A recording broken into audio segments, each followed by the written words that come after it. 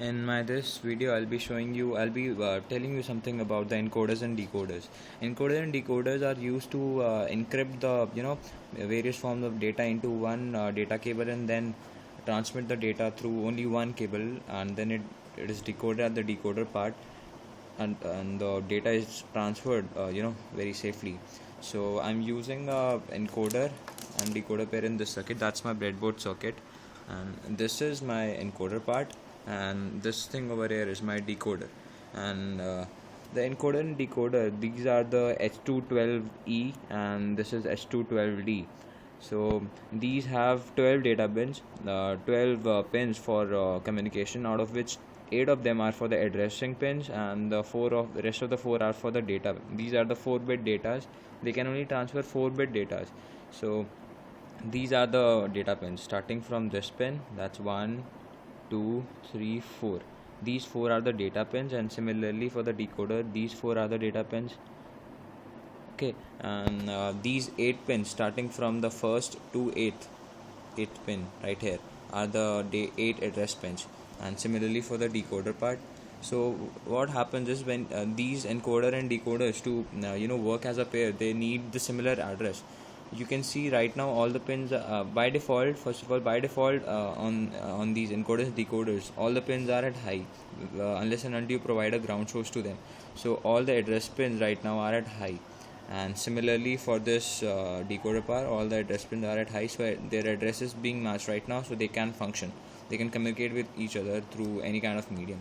I'm also using a wireless RF module. This is the RF transmitter, and that's my RF receiver module. This whole thing is an RF receiver module, and that's the RF transmitter module. So what I'm doing is I'm transmitting the 4-bit data, which is right now this pin is connected to the ground part, so the data becomes 0 and rest of 3 are 1. So the data becomes 0, 1, 1, 1. This data is being transferred through this wire, the blue wire. Let me show you.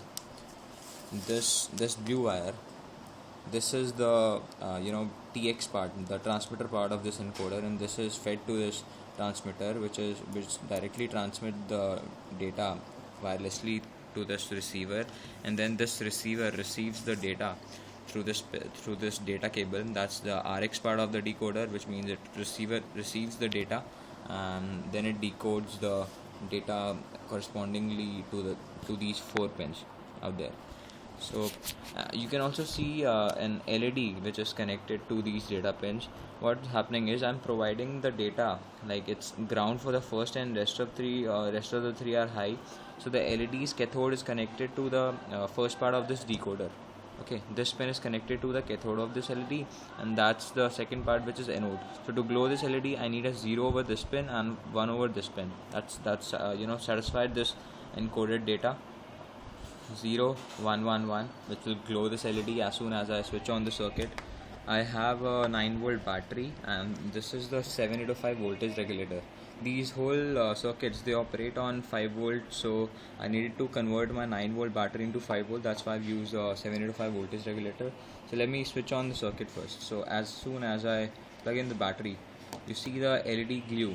This is because this 4-bit data is transferred wirelessly through this transmitter to this encoder.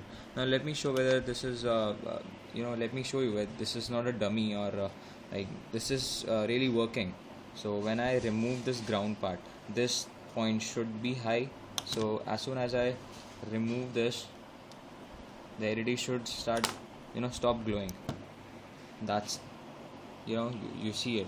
So to make the LED glow again, we need to provide a ground part to this stuff, and as soon as I provided the ground, the LED starts glowing. So that's the basic functions of encoders and decoders.